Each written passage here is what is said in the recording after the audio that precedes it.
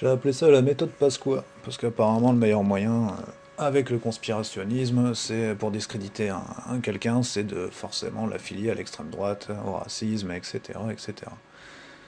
Là, ce qui est marrant avec l'UPR, c'est que ça vient de tous les bords. Bizarrement, personne s'en rend compte.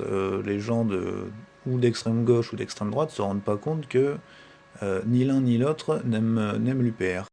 Donc je peux comprendre que les partis aient peur que l'UPR pique des voix, que ça soit d'extrême du centre ou n'importe où. Mais encore une fois, si le parti est tellement petit que ça vaut même pas la peine de le citer ou de l'inviter, etc., pourquoi s'en faire autant? Et pourquoi une telle méfiance vis-à-vis de ce parti-là? Si on peut appeler ça de la méfiance. Et c'est vrai que l'UPR fait chier beaucoup de partis quand on commence à comprendre est-ce que ça engage exactement d'être à l'UPR. Donc ils discréditent comme ils peuvent. Là, il y a un mec qui s'est fait choper en flagrant délit d'antisionisme ou antisémitisme carrément, rattaché à Soral Direct. Et du coup, vu qu'il était sur les listes pour l'UPR, et ben, du coup ça fait le tour des pages des extrêmes, de gauche et de droite. Donc il faut rappeler que l'UPR veut rassembler, donc il y a des gens de partout à l'UPR, de gauche, de droite, d'extrême gauche, d'extrême droite, de centre, des anciens abstentionnistes, enfin voilà, de tout. Donc c'est un problème justement, c'est pour ça qu'il est classé dans les divers, et c'est pour ça que les gens qui s'obstinent à le classer dans extrême droite ou autre, et ben c'est pas possible. Donc je vous ai mis les petits tableaux des antifas par date. Donc ça commence en 2015 avec l'UPR qui est inscrit déjà. Donc il faudrait voir jusqu'où ça remonte et à quel moment ils ont décidé de l'afficher. 2016, l'UPR est placé à côté d'Agoravox, tout ça. Confucianiste, complotiste aussi. Ensuite, printemps 2018, nouveau tableau, moins clair celui-là je trouve. Il est moins clair. Et alors l'UPR, ils l'ont mis ici, avec la grosse tête d'Assolino qui est pas content. Complotiste et conspi, ouais, directement, les virtuels, carrément.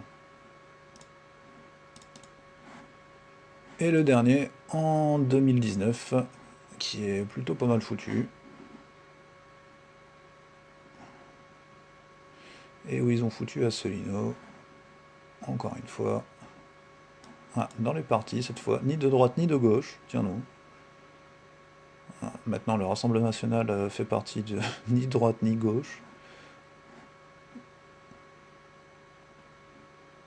Bon, ça se précise, ça se précise. Bientôt, peut-être qu'ils vont l'enlever. À chaque fois, ils traînent dans un coin, de toute façon, ils n'arrivent pas à le caser dans leur petit plan, là, donc c'est peut-être qu'il a pas vraiment à être là. Et c'est toujours pareil, de toute façon, qu'est-ce qui permet aux gens, qu'est-ce qui permet aux gens de dire que l'UPR est à l'extrême droite? Parce que depuis le début, il y a des accusations extrême droite, droite, etc. Mais il n'y a personne qui sort une citation d'Assolino ou qui sort un truc dans le programme ou quoi que ce soit. Donc c'est ça qui est assez énervant quand tu es sympathisant UPR ou que tu t'intéresses à l'UPR, c'est que les gens n'ont pas d'argument forcément, et à part justement le parcours d'Assolino. Alors le parcours d'Assolino il fait jaser, surtout quand on n'en prend que la moitié, Euh, mais dans le programme de l'UPR, le parti en lui-même, et depuis que Asselineau est à l'UPR, ou a créé l'UPR, il n'a jamais rien dit de compromettant sur qui que ce soit, à part sur les politiques eux-mêmes. Donc, je sais pas. Quand on voulait pour avoir un argument là-dessus, en fait. Parce que quand on tombe sur Internet sur des tags comme ça, on se dit qu'il y a un problème quand même. Et bon, moi ça m'est arrivé de coller des affiches et je me suis déjà embrouillé avec des gens de gauche, spécifiquement de gauche, alors que j'avais rien demandé à la base. Donc il y a un problème encore à ce niveau-là. Là, on parle de diffamation et de ce genre de choses, mais ça mène sur le terrain à ce genre de menaces et c'est un problème parce que l'UPR, j'ai jamais vu qui que ce soit de l'UPR violent ou quoi que ce soit, quoi. Donc, je dis pas qu'il y en a pas, il y a des gens peut-être violents comme partout, je sais pas, mais en tout cas, quand tu te balades dans la rue avec des affiches et des machins, tu commences pas à casser les couilles à tout le monde, quoi. Donc un joli CV trouvé sur je sais plus quelle page, sûrement une page de gauche. Euh, oui, une page de gauche. Facebook ou autre, je sais plus, ça devait être sur Facebook. Donc voilà, le beau CV qu'ils ont établi pour Asselineau. On essaie d'affubler Asselineau de tout euh, par rapport à son CV. Bon, après, il a eu son parcours professionnel. C'est pas pour ça qu'il était partie prenante dans tout ce qui s'est fait et qu'il était proche de tous les intervenants pour qui il a travaillé. Euh, bon, c'est comme l'affaire d'Alstein, dont je parlerai plus tard. Euh, il a participé, mais il faut voir à quel point. Le problème, c'est qu'avec Casolino et avec ce qu'il a fait avant de créer l'UPR, c'est qu'on trouve pas grand-chose de ce qu'il a fait.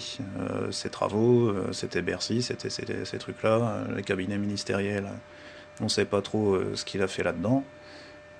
Moi, ce qui m'étonne, c'est qu'on retrouve pas de photos de lui avec les hommes politiques qui l'accompagnent. Il devrait y en avoir. Donc moi j'incite les gens à chercher plus ce genre de choses. Après, même s'il accompagne certaines personnes à certains endroits, c'est pas pour ça qu'il a fait des saloperies dans son travail. Bon, ça reste à prouver. Donc maintenant, ben, on va voir ce que Asselineau dit et on peut se référer à ça pour l'instant, en tout cas comme version officielle. Après, c'est aux gens de prouver qu'Asselineau a menti.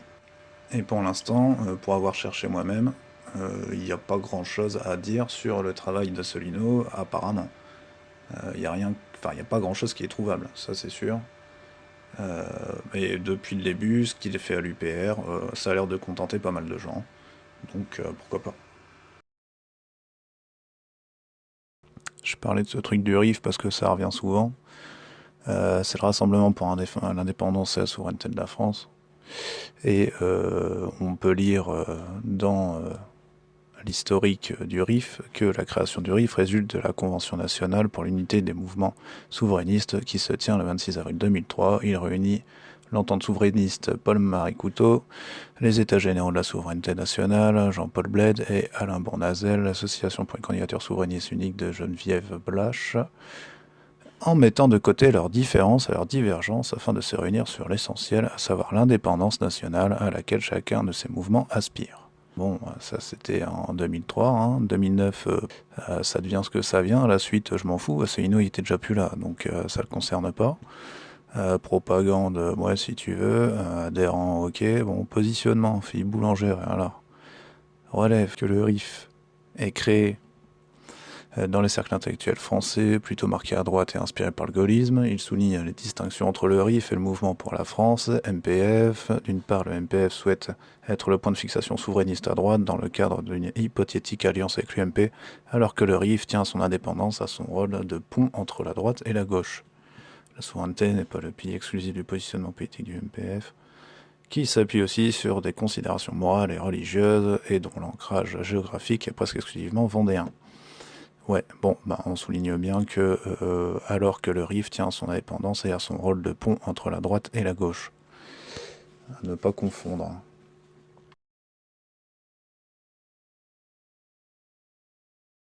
Donc là, je vous mets les dates d'entrée et de sortie, enfin de sortie.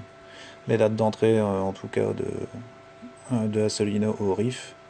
Donc, il était au comité de rédaction. Et il entrera au comité directeur du RIF le 18 novembre 2006. Et il va y rester 3 mois et des cacahuètes. J'ai acquis la conviction, dès cette époque-là, que la France allait dans le mur. Voilà. Et c'est ça qui m'a donné envie de faire de la politique.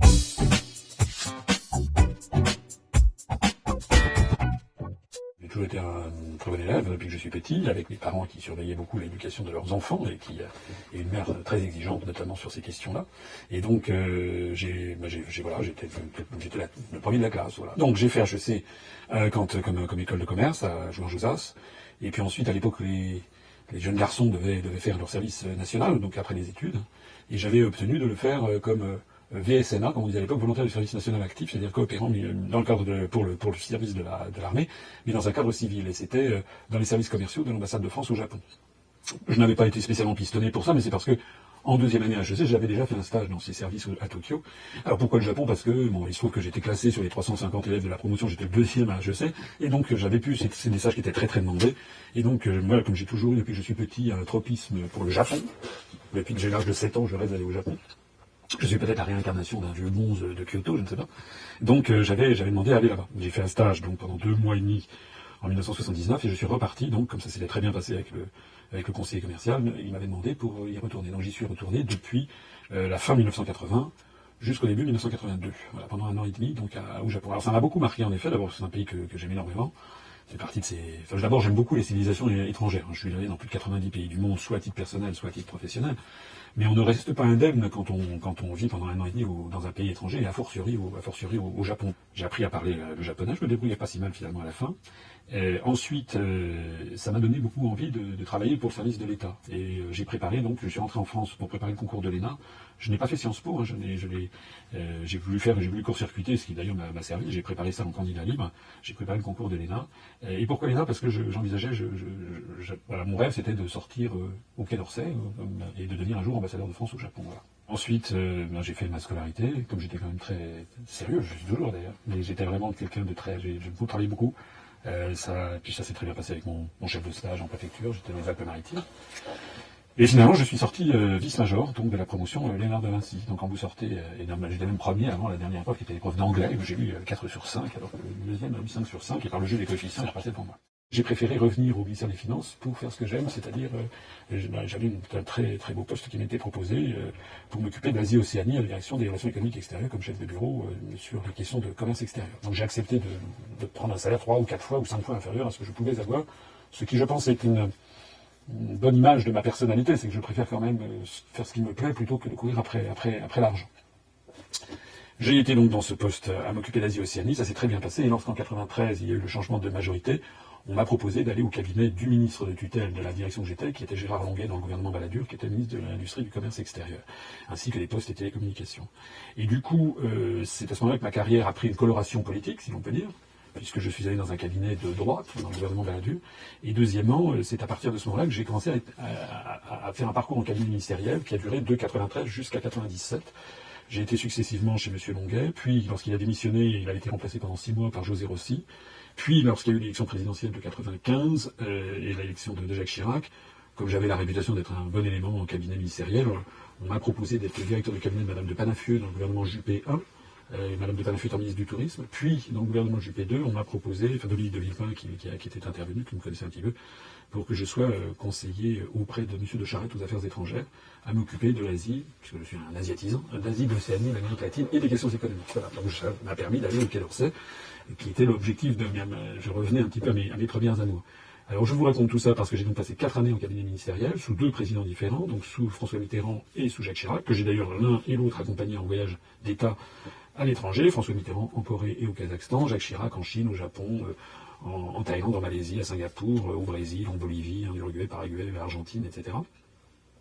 Et tout ceci m'a fait évoluer beaucoup, puisque j'ai acquis la conviction, dès cette époque-là, que la France allait dans le mur. Voilà.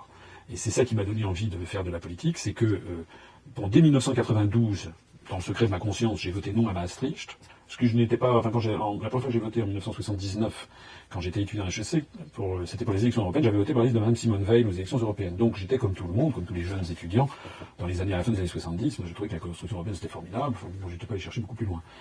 Mon passage au Japon m'a fait découvrir ce que c'est qu'une nation, ça m'a fait découvrir l'amour de la France, au Japon, pas seulement l'amour du Japon, mais aussi l'amour de la France, de me rendre compte que la construction européenne était quelque chose de tout à fait artificiel, que nous avions, il n'y avait aucune raison d'avoir une solidarité spontanée avec des Allemands plutôt qu'avec des Japonais, par exemple. Et puis j'avais, au moment du référendum de 92, j'avais trop vu la manipulation de l'opinion, l'interdiction d'avoir des débats de fond, donc j'avais voté non. J'ai décidé même de m'engager un peu en politique en 99, lorsqu'il y a eu les élections européennes, et où M. Pasqua, que je ne connaissais pas du tout, s'était rapproché de Jean-Pierre Chevènement, que je ne connaissais pas davantage, pour essayer de faire une liste aux élections européennes de 99. Et en fait, cette liste n'a pas eu lieu, puisque finalement Jean-Pierre Chevènement a finalement renoncé à faire une liste commune avec Charles Pasqua, lequel s'est tourné vers Philippe de Villiers. Et donc je suis allé dans cette aventure. Je vous rappelle qu'en 99, la liste Pasqua-Villiers avait dépassé celle du RPR-UDF avec 13 et quelques % des suffrages. C'est la première fois de ma vie que je suis entré dans un parti politique, c'est un parti politique qu'a créé Charles Pasqua et Philippe de Villiers au RPF. Voilà. Alors je suis entré dans ce parti politique, et puis assez rapidement je me suis rendu compte qu'il y avait des choses qui clochaient, parce que d'abord c'était quand même, il y avait une coloration très à droite. Or je ne suis pas très à droite, c'est pas du tout mon genre. Deuxièmement, moi je suis devenu un grand admirateur de la pensée de Gaulle, donc je pense que la France elle a besoin de la droite et de la gauche. Donc le parti pris de droite systématique me gênait, c'était pas mon style. Comme un parti pris de gauche systématique. Il me semble qu'il faut avoir plus de hauteur de vue. C'est comme si on vous demandait est-ce que vous préférez votre pied droit ou votre pied gauche, vous avez besoin des deux. J'ai découvert ce que j'appelle le souverainisme. D'ailleurs c'est comme ça qu'il s'appelle, c'est-à-dire des gens qui ont une pensée inaboutie. Or, comme le conseiller de Gaulle, il faut aller au fond des choses. Vous ne pouvez pas faire une analyse qui s'arrête à mi-chemin, qui s'arrête avant de traverser le Rubicon. Et donc, sur la construction européenne, j'ai découvert à ce moment-là, j'ai beaucoup réfléchi à cette époque-là, j'ai découvert que finalement, en France, tous les partis politiques, de l'extrême droite à l'extrême gauche, en passant par tout l'arc politique, présentaient cette particularité incroyable, ils étaient tous pour le principe de la construction européenne, comme si c'était une vérité d'évidence. Or pour moi, il n'y a pas de vérité d'évidence. Dans la politique, tout doit être interrogé.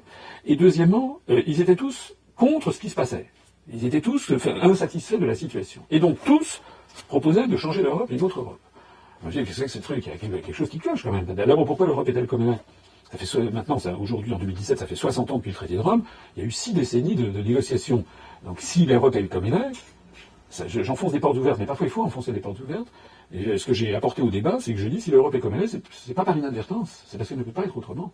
C'est parce qu'elle est la concrétisation de 6, puis 9, puis 10, puis 12, puis 15, puis 25, puis 27, puis 28 États, aux intérêts nationaux contradictoires, et donc c'est une espèce de précipité fatal, comme on dit en termes chimiques, d'un dogme qui postule que des États qui ont des intérêts totalement divergents doivent de toute façon s'entendre. Donc là-dedans, c'est une foire d'empoigne pour celui qui va lâcher le moins et gagner le plus. Mais pourquoi on ne peut plus faire machine arrière? Qu'est-ce que c'est que cette histoire? Soit c'est vrai, soit c'est pas vrai. Soit on défend la souveraineté nationale, soit on la défend pas. Mais en 2005, il y avait à peu près plus personne. Moi, j'ai bien entendu voté non. Et j'ai décidé, en 2007, un peu sur un coup de tête, lorsque j'ai vu arriver le 50e anniversaire du traité de Rome, j'ai décidé de m'installer à mon compte, si j'ose dire, et de créer un parti politique. Et pourquoi j'ai fait ça? C'est pas par... vous comprenez, c'était quand même l'année de mes 50 ans. Le moins qu'on puisse dire, c'est que j'ai pas quelqu'un qui rêvait depuis l'âge de 15 ans d'être président de la République. C'est que si j'ai fait ça, c'est parce que j'ai constaté, j'ai tiré la conclusion de ce que je vous ai dit, j'ai constaté que de l'extrême droite à l'extrême gauche, aucun parti politique n'avait une analyse cohérente et exhaustive et logique sur ce qu'est la construction européenne et sur ce qu'est le principe de souveraineté nationale. J'appartiens et que j'ai de plus en plus été convaincu que nous devions nous mobiliser sur cette question européenne parce que il s'agit, et je pèse mes mots, il s'agit d'un vol de démocratie dont les Français ne sont pas conscients. Ils le sont plus conscients d'ailleurs aujourd'hui parce que les événements s'aggravent. Et d'ailleurs c'est la raison pour laquelle le mouvement politique que j'ai créé en ce moment engrange de plus en plus d'adhésions, même si nous sommes interdits d'antenne dans les médias, à la télévision, à la radio.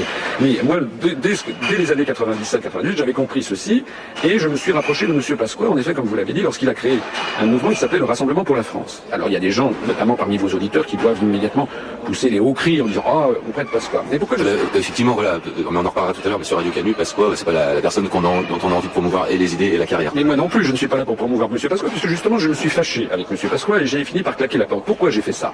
Parce que j'ai été victime, comme tout le monde, parce que vous savez, je ne suis pas plus intelligent que tout le monde, j'ai été victime, comme tout le monde, du fait que j'ai cru dans ce que disaient les médias. Pourquoi je me suis rapproché de M. Pasqua? Parce que les médias présentaient M. Pasqua comme étant le représentant d'un mouvement gaulliste. Je rappelle aussi à vos auditeurs qu'à cette époque, M. Pasqua était en relation étroite avec Max Gallo, qui était un proche de Chevènement, et qu'il avait été question de faire une liste commune Pasqua-Chevènement ou Pasqua-Max Gallo, qui aurait été une liste au-dessus du clivage droite-gauche, provisoire pour rassembler les Français sur ces questions. C'est pour ça que j'y suis allé, parce que je ne suis pas du tout, contrairement à ce que certains peuvent penser, je ne suis pas du tout quelqu'un de droite ou de très à droite. Je suis même d'ailleurs, je pense, les gens qui me connaissent bien, je crois que je suis assez au-dessus de ces questions. Je crois qu'il faut les deux dans toute société. Il y a des conservateurs et puis des progressistes, et puis c'est comme ça, et c'est pas seulement vrai en France, c'est vrai partout.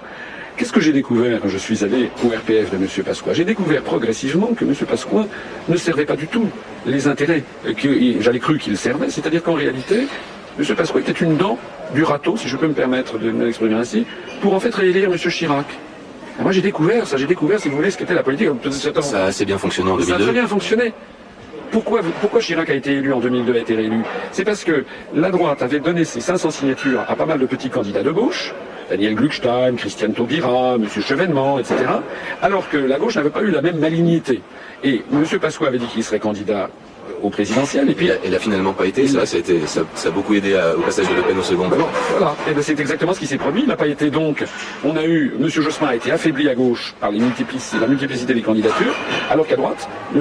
Pasqua n'étant pas candidat au dernier moment, eh bien, M. Chirac s'est retrouvé presque seul. Donc, alors je termine sur mon propos. Lorsque j'ai compris quelle avait été la stratégie de M. Pasqua, j'ai compris, passez-moi l'expression, c'est que j'avais été cocu, voilà, berné, c'est-à-dire qu'en réalité, j'avais servi les intérêts que je n'avais pas compris. J'ai compris ce que c'était à ce moment-là que la politique. Et j'ai découvert que l'ensemble de la politique française, et je pèse mes mots, est vérolée. Est vérolée parce que nous avons un jeu d'acteurs qui servent le système, y compris le Front National. Comment vous préparez-vous à répondre aux futures attaques médiatiques si vous êtes candidat reconnu?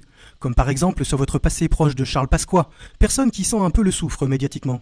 C'est pas un bon procès de me faire ça, parce que ce n'est pas parce qu'on a travaillé avec quelqu'un qu'on a partagé tous ses faits et gestes qu'il a pu faire 10 ans ou 20 ans avant, ça c'est la première chose. Deuxièmement, il n'y a pas de culpabilité par contact, ça n'existe pas. Troisièmement, ce qu'il faut juger une personnalité en fonction de ses évolutions. Voilà. Moi, j'étais allé auprès de M. Pasqua pour des raisons, parce que je m'étais un peu trompé, d'ailleurs même beaucoup, puisque je pensais que c'était un mouvement néo-gaulliste. En fait, c'était un mouvement souverainiste, c'est-à-dire un mouvement qui critique l'Union européenne, mais qui veut jamais en sortir. Et c'est la raison pour laquelle j'ai fini par prendre mes distances de Charles Pasqua. J'ai apprécié d'ailleurs Charles Pasqua, qui était un homme qui avait dans le privé était un homme gentil, sympathique, et qui avait quand même une certaine vision de la France. Il faut le lui reconnaître, c'est quand même quelqu'un qui avait le sens de l'État.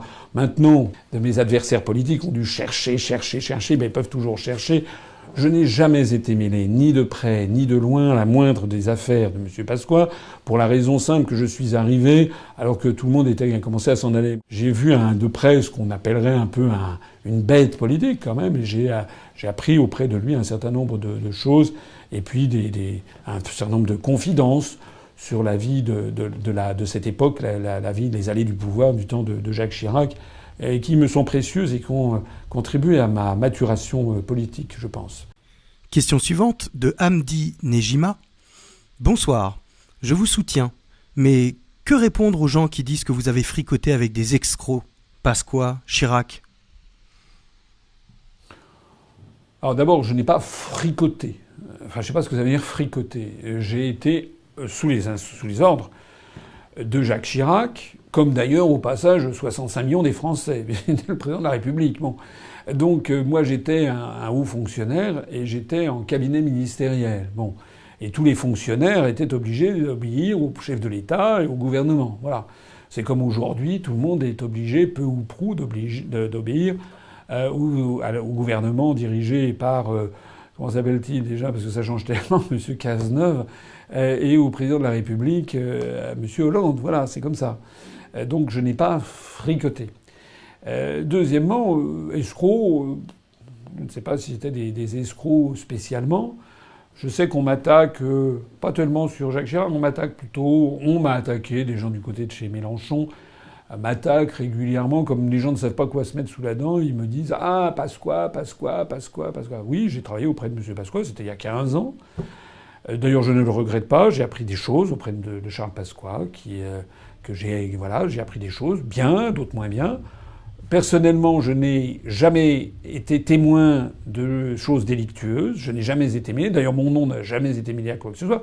Au passage, d'ailleurs, j'ai travaillé auprès de M. Pasqua lorsqu'il était président du Conseil général des Hauts-de-Seine et non pas lorsqu'il était ministre. Or, les affaires qui lui ont été lancées remonter au temps où il avait été ministre pour l'essentiel. Mais surtout, ce que je voudrais dire sur ces attaques qui sont là, c'est que ce sont des attaques qui ne sont pas correctes parce que si on a des choses à me reprocher à moi, on me les reproche à moi. Mais il n'y a pas de culpabilité par contact, voilà, ou parce qu'on a travaillé auprès de telle ou telle personne. Je rappelle que Charles de Gaulle a travaillé à partir de 1923 au cabinet de Philippe Pétain pendant plusieurs années. Il a d'ailleurs donné le nom de Philippe à son propre fils, l'amiral Philippe de Gaulle, qui est toujours en vie. Bon, est-ce que quelqu'un va oser me dire que Charles de Gaulle était pétainiste? Non. De la même façon, M. Mélenchon, dont un certain nombre d'entourage lance ce genre de boule puante contre moi, M. Mélenchon a été très proche de François Mitterrand. Or, excusez-moi, mais entre François Mitterrand, qui s'est fait attribuer la Francisque numéro 2202, pour être précis, en avril 1942 par le maréchal Pétain, on a la photo. Pour avoir d'ailleurs cette Francisque, il avait fallu que François Mitterrand fasse don officiellement, qu'il dise « je fais don de ma personne au maréchal Pétain » comme lui-même a fait don de sa personne à la France. Il a fallu qu'il le demande, il fallait qu'il ait 2 parrains. Je rappelle donc que M. Mélenchon a été très proche de François Mitterrand, comme d'ailleurs François Hollande aussi, à une époque où François Mitterrand non seulement était un ancien détenteur de la Francisque, mais aussi François Mitterrand, à l'époque où il était président de la République, protégeait René Bousquet, l'auteur de la rafle du Veldiv. Il le protégeait sérieusement même. Voilà. Donc, est-ce que ce serait correct d'incriminer François Hollande ou Jean-Luc Mélenchon en leur disant que vous avez fricoté avec quelqu'un qui protégeait l'auteur de la rafle du Veldiv et qui s'est fait attribuer la Francisque? Non. Moi, je ne le fais pas parce que je trouve que ça ne serait pas correct. Parce que les gens d'abord évoluent, parce que, encore une fois, la culpabilité ne se transmet pas par un contact. Hein. C'est pas comme la scarlatine. Voilà. Donc moi j'attends et j'aimerais que M. Mélenchon demande à ses troupes de mettre un petit peu le bémol sur ce genre d'attaque, qu'ils ne le grandissent pas plus que les gens qui l'entourent.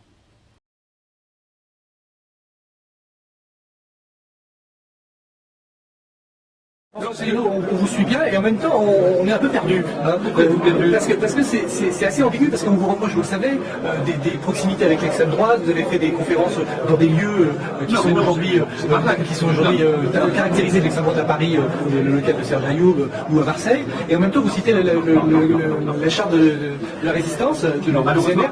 Qu'est-ce que vous dites à ces personnes-là qui vous disent que vous êtes quand même vous fréquentez ou vous êtes dans une proximité? Je dis que avec l'extrême droite. Je dis que c'est un mensonge, et j'attends d'ailleurs que les gens le fassent pour que je les poursuive en diffamation. Vous avez vu qu'il y a une tribune dans Mediapart, hier, oui, mais dans un blog. Oui, mais vous savez qui c'est derrière? C'est un truc qui s'appelle Rébellion Multimédia, avec une dame qui s'appelle Madame Boutolo, dont j'ai montré d'ailleurs, en fait son vrai nom c'est Cornel Aguillet. C'est une femme qui est reçue en grande pompe par l'ambassade des États-Unis. Et qui participe à des sénats très débilités avec l'ambassade des États-Unis. D'ailleurs, les sites Rébellion ou Indymedia sont situés aux États-Unis. C'est quand même bizarre. Je n'ai jamais fricoté avec l'extrême droite. Vous parlez d'un truc à Marseille, dites-moi vous, je n'ai jamais été avec l'extrême droite. J'ai été une fois invité dans un café à Paris, et après coup, au moment où moi j'avais donné mon accord, je n'avais pas fait très attention, c'est vrai. Et ensuite, on m'a dit que c'est un truc d'extrême droite. Très bien. C'est malheureux, quand même. Oui, mais attendez, quand je suis allé parler devant l'Association des Amis du Monde Diplomatique à Paris, ou à Nice, on n'en fait pas un fromage. Quand je suis allé parler devant le parti, le pôle de Renaissance communiste en France, à Lens, en Pas-de-Calais, personne n'en parle. Quant à l'université de l'UPR, j'invite des gens, comme par exemple l'historienne Annie Lacroix-Ries, qui est communiste, on ne fait pas un procès. Donc moi, je m'adresse à tout le monde, et c'est vrai que là, en l'espèce, si j'avais su où j'allais avec cette affaire, d'ailleurs, je ne savais pas qui était M. Ayoub. Bon, bah, très bien, je ne savais pas, très bien, mais de toute façon, je vais vous dire, ce sont des procès de nature fascisante qu'on fait. Parce qu'il suffit à toute personne de lire ce que j'ai écrit, de regarder le programme que je fais, les analyses que je fais, que fait notre mouvement. Je mets au défi quiconque, de trouver un seul truc d'extrême droite. Au contraire. François, c'est aussi le travers d'Internet. Mais ce que je veux dire, c'est que les gens qui lancent ces affaires sont eux des procédés d'extrême droite. C'est-à-dire qu'au lieu de s'intéresser à tout ce que je dis, tout ce que je fais, tout ce que font les gens qui sont autour de nous. D'ailleurs, au fait qu'à l'UPR, il y a des gens de tous les horizons, une majorité de gens de gauche, voire d'extrême gauche d'ailleurs, qui nous connaissent depuis des années, etc. Eh bien, chez nous, il y a un sentiment d'extraordinaire révolte contre deux, trois personnes qui lancent procès d'intention, parce qu'une fois je suis allé là, parce qu'une autre fois, j'en suis d'ailleurs maintenant réduit, vous savez pourquoi j'en suis réduit? C'est que maintenant, lorsque je suis invité n'importe où, la première chose que je dis, c'est quelle est la réputation de ce truc, etc. Tellement j'ai peur maintenant de tomber dans des pièges qui me seraient tombés. Tout ça n'est pas raisonnable. La seule chose qui compte, c'est qu'est-ce que nous disons et qu'est-ce que nous faisons. Je vais poser une question qui est un petit peu une question atypique, une question qui gêne et qui gêne beaucoup d'intervenants. Elle gêne et elle divise à la fois les acteurs et puis à la fois les Européens. C'est celle que vous avez abordée tout à l'heure un petit peu d'une autre manière, celle du coût de l'emploi, des main-d'œuvre. Aujourd'hui, nous avons des migrations qui sont des migrations économiques. Il y a aussi des réfugiés qu'il faut aider. Mais ces migrations économiques, avec l'ouverture des frontières, et j'aurais aimé avoir votre position sur Schengen, font que dans l'Europe, 41% des personnes interrogées ont l'air de dire c'est notre première préoccupation. Or, est-ce que vous êtes un populiste alors que j'ai cru comprendre que vous étiez plutôt un conservateur? Est-ce que vous êtes quelqu'un qui va pencher à l'écoute du groupe de Visegrad? Ce sont les nations, si on peut encore se permettre d'employer ce mot, les nations européennes qui vont justement essayer de sauvegarder à la fois leur identité, leur emploi, et de faire aussi, comme certains pays de l'Europe du Nord, de l'accueil et de l'emploi pour les personnes en difficulté qui viennent des autres pays. Quel serait votre positionnement là-dessus si vous étiez justement élu député européen? Alors, je ne suis pas sûr d'avoir parfaitement tout compris le sens de votre question, mais si j'ai bien compris, ça tourne autour des questions concernant l'immigration. Sur ces questions-là, nous, ce que nous dénonçons d'abord, c'est l'immense hypocrisie de la classe politique qui fait comme si les questions d'immigration relevaient du peuple français. Nous disons que les questions d'immigration ont été transférées à Bruxelles, notamment à la Commission européenne, par le traité d'Amsterdam de 1997, qui est entré en vigueur en 1998. Je rappelle qu'actuellement, les questions d'immigration relèvent des articles 67, 77 et 78 du traité sur le fonctionnement de l'Union européenne. On a fait une campagne pour les élections législatives partielles en Haute-Garonne. C'était du côté de Bagnères de Luchon, c'était au mois de juin dernier. Et j'ai distribué des tracts avec notre candidat, qui était d'ailleurs l'un des maires locaux. Et à la fin du marché, je vois arriver vers moi 2 ou 3 militants du Front National, qui viennent me voir et qui me disent « Ah, monsieur Asselineau, vous êtes formidable, on suit vos conférences, c'est formidable, etc. Quel dommage que malheureusement vous ne soyez pas au Front National. » J'ai eu Dieu l'en garde. Quel dommage que vous ne soyez pas, que vous sur l'immigration, vous n'ayez pas pris de position claire. Et j'ai dit « Mais attendez, quelle est la position du Front National sur l'immigration ?» Alors ils m'ont regardé, enfin quand même. Je dis « Justement, quand même, c'est quoi ?»« Enfin quand même. » J'ai dit « Mais c'est quoi ? Est-ce que vous proposez l'interdiction du Coran en France? Non. Est-ce que vous proposez l'interdiction de la religion musulmane en France? Non. Est-ce que vous proposez l'interdiction des mosquées en France? Non. J'ai pas vu. Est-ce que vous proposez de mettre sur un bateau tous les musulmans et de les renvoyer? Ça, c'est le programme de M. Renaud Camus qui prétend faire une liste, le théoricien du grand remplacement. Mais est-ce que le Front National le propose? Non. J'ai dit, vous proposez quoi, en fait? Oui, mais quand même. Et alors là, j'ai fait le coup de grâce. J'ai dit, mais attendez, c'est une élection législative partielle. Je vous donne mon tract, enfin le tract de notre candidat. Pouvez-vous me donner le vôtre? Alors, il me le donne. Et je regarde. Je dis, écoutez, je suis désolé. Il n'y avait ni Union européenne, ni euro, ni immigration, ni migrants, il n'y avait rien. J'ai dit, alors c'est quoi votre truc? Ils sont restés bouche bée. Ils sont partis. Moi, je voudrais dire que sur les questions d'immigration, nous, notre position officielle est la suivante. Ça fait partie des 3 grands sujets, comme la dette publique, et comme les questions d'énergie et d'environnement, sur lesquels nous estimons qu'il faudrait que les Français aient un grand débat national. Mais un vrai, pas la logorée de Macron. Un débat où il y ait des gens de tous les horizons qui viennent pour expliquer aux Français ce qui se passe, les trucs s'agissant de Schengen, par exemple, et qu'est-ce que l'on veut. Parce que c'est comme tout le reste, c'est comme l'agriculture, comme l'industrie. En fait, on a des dirigeants, on a l'impression qu'ils n'ont aucune idée de ce qu'ils veulent. Est-ce qu'ils veulent qu'on interdise toute immigration? Est-ce qu'ils veulent qu'on en autorise? Si oui, laquelle? Comment? Selon quel modèle? Voilà, on ne sait pas. Et donc moi je pense qu'il faudrait demander aux Français, présenter ça, présenter, comme vous l'avez dit fort justement, qu'il y a plusieurs types de migrants. Il y a les immigrants qui sont en matière économique. Il y a aussi ceux qui viennent des déplacements de population dus au conflit. L'autre jour, lors du débat, où j'avais l'impression que tout le monde était en train... Parce que les européistes, ils ont un truc à géométrie variable. Lorsque monsieur, comment il s'appelle, Lagarde, là, de l'UDI, a commencé à sortir son mur de Berlin en disant plus jamais de frontières, nous ne voulons plus de frontières, une demi-heure après, il disait qu'il fallait une frontière à la sortie. Alors il y a des bonnes et des mauvaises frontières, c'est quoi ça? C'est-à-dire que les mêmes qui nous expliquent qu'il ne faut pas qu'il y ait de politique migratoire au sein de la France sont les premiers à rajouter des fonds pour Frontex et pour avoir une politique migratoire au niveau européen. Donc il y a vraiment on nage dans l'ambiguïté sur ces sujets.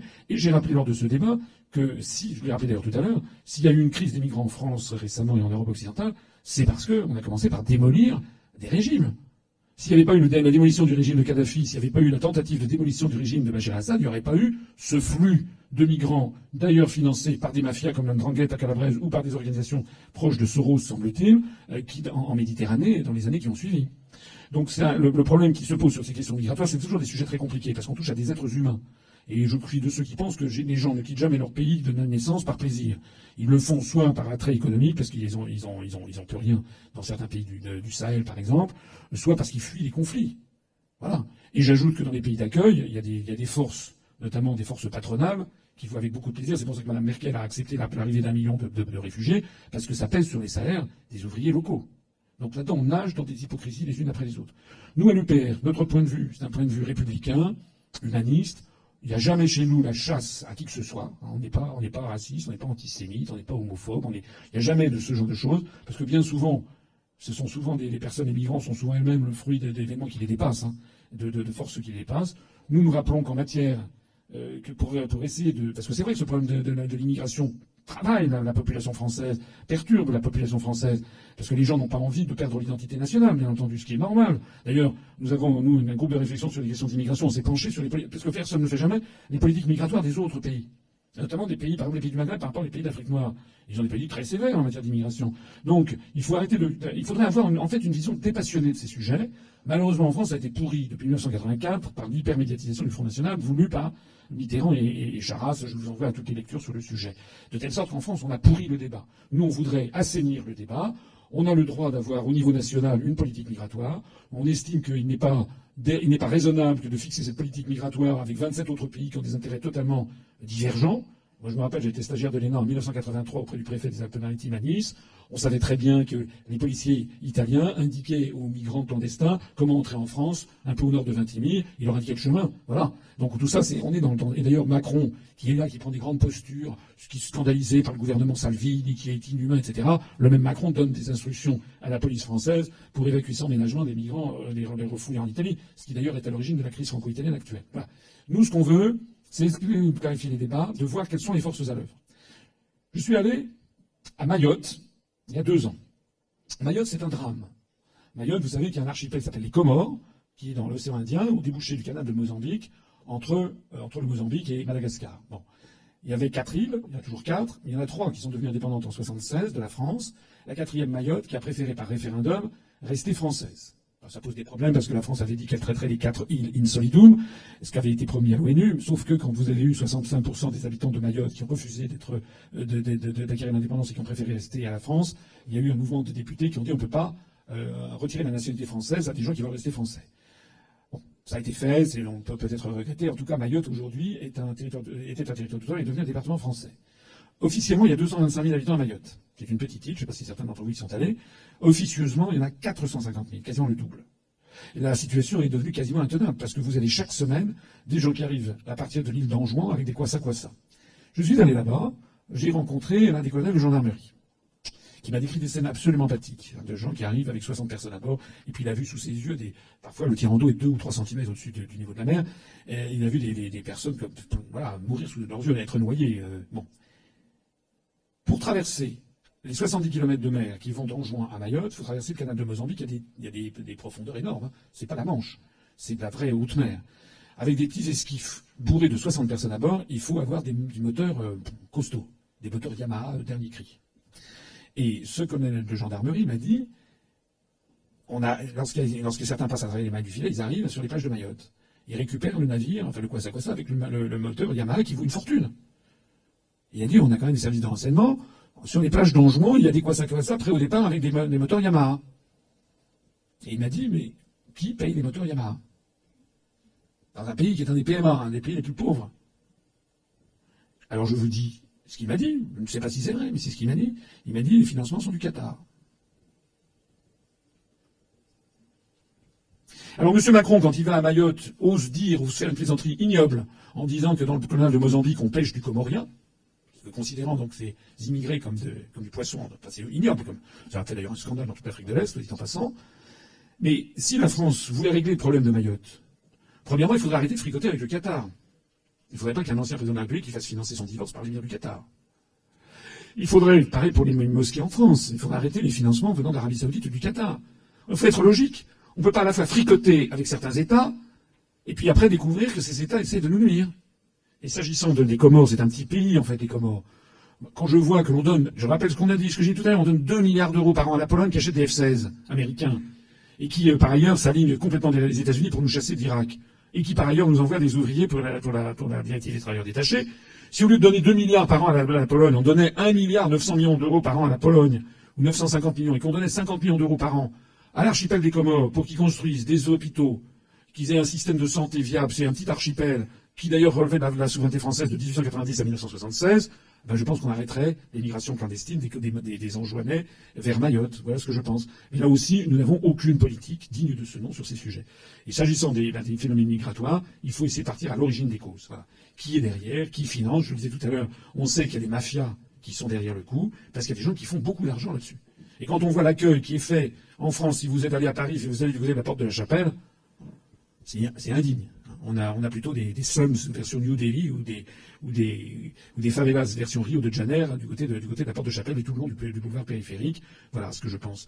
Mais je reviens à mon propos, je termine là-dessus. Nous, ce que l'on veut, c'est que ce soit les Français qui soient dûment avertis des tenants et aboutissants et qui, par des référendums avec plusieurs questions, décident de la politique migratoire qu'ils veulent, sans pour autant verser à la vindicte populaire telle ou telle catégorie de la population et des immigrés.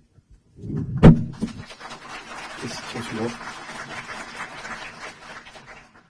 Par exemple, M. Asselineau, et il l'a laissé entendre hier, il veut qu'on rétablisse les frontières, il veut sortir de l'Europe, l'Europe, Union européenne, mais il veut ouvrir les frontières à l'immigration maghrébine, par exemple. Il veut ouvrir les frontières à l'immigration maghrébine, par exemple. À l'immigration maghrébine. Ça, c'est dans son programme. Ça, c'est dans son programme.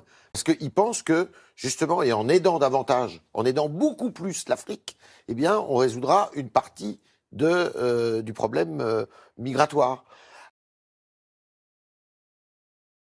Vous avez fait un long texte d'explication de votre décision. Vous disiez que de tout ce que vous aviez vu de moi depuis des années, en fait, ben vous aviez le sentiment que je n'étais pas type le facho, les types d'extrême droite que certains veulent faire de moi. Je crois. Tout à fait. Alors moi, dans aucune de vos vidéos, j'ai eu ce sentiment.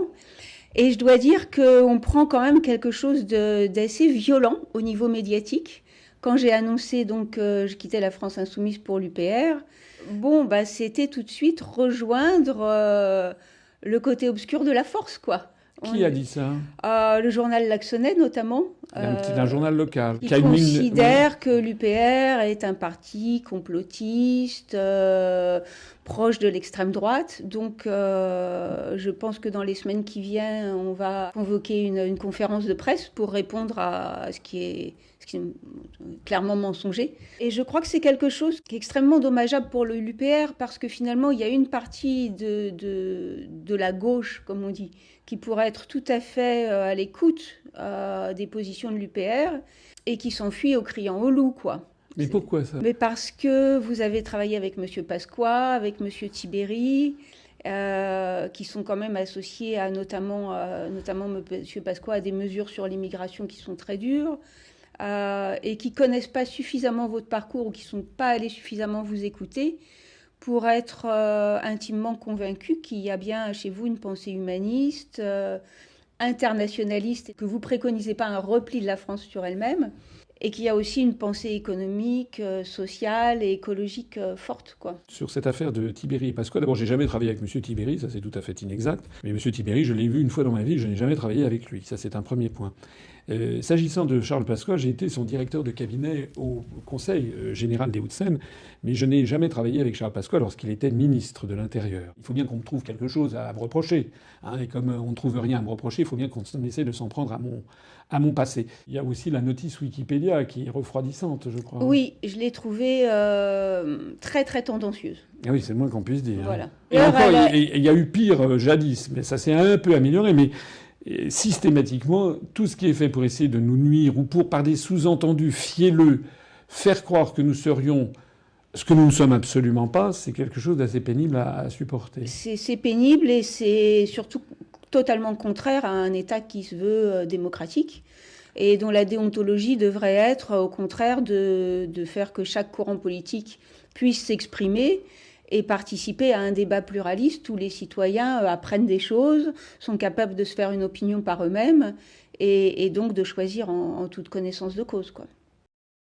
Cérès, Monsieur Cérès, son arrière-grand-père a fait la guerre en 1870 et lui a fait la guerre 45. Il nous explique donc de 4 générations d'hommes de sa famille ont fait la guerre. Cette guerre s'est arrêtée après, grâce à l'Europe. Non, ça n'est pas. C'est sa position et il dit qu'on parle beaucoup des 30 glorieuses, pas assez des 70 paisibles. Est-ce que, si vous voulez, Monsieur Asselineau, moi j'ai été surpris par votre programme et agréablement surpris. Ma deuxième question, j'ai été toujours surpris par la façon dont vous êtes traité dans les médias, qui vous font passer au mieux pour un amuseur et au pire pour quelqu'un d'incompétent. Donc lorsque j'ai vu votre programme, j'ai été surpris, agréablement surpris. Donc c'est cette position de l'Europe qui nous différencie. Votre programme sur la culture, j'y adhère totalement. Celui sur l'éducation, j'y adhère totalement. En revanche, je n'arrive pas à être convaincu de vos positions sur l'Europe. C'est ma demande. Comment, de manière essentielle, pouvez-vous me convaincre?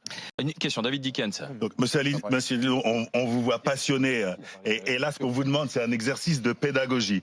Vraiment, on ne vous tombe pas dessus et je voudrais insister là-dessus, que vous le compreniez. Vous soulevez vous-même votre problématique. Vous nous dites ici qu'il y a une majorité de Français qui sont pour la sortie de l'Europe et qui exprime une défiance vis-à-vis de l'Europe et qui devrait être avec vous. Et partout où vous allez, vous vous retrouvez à être le seul à défendre l'Europe. Donc il y a un souci par rapport à ça. La sortie de l'Europe.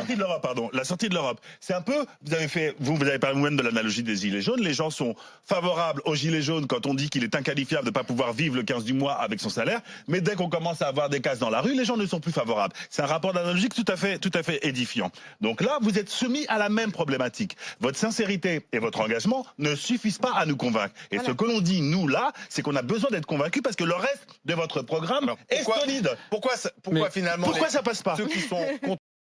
Pourquoi ça passe pas? C'est vrai que c'est une bonne question, ça. Pourquoi ça passe pas? C'est peut-être parce que, justement, l'UPR est tiraillé, enfin, l'image de l'UPR est tiraillée entre l'extrême gauche ou la gauche qui trouve l'UPR trop à droite et la droite qui trouve l'UPR trop à gauche. De l'extrême droite, genre Henri Delesquin par exemple dit que Asselineau est une ordure cosmopolite et d'un autre côté on a l'UPR a les antifas sur le dos ou ce genre de choses. Et comme disait la dame de la France insoumise là, en gros on a une image totalement biaisée. Donc comment ça se fait qu'elle soit biaisée dans les deux sens?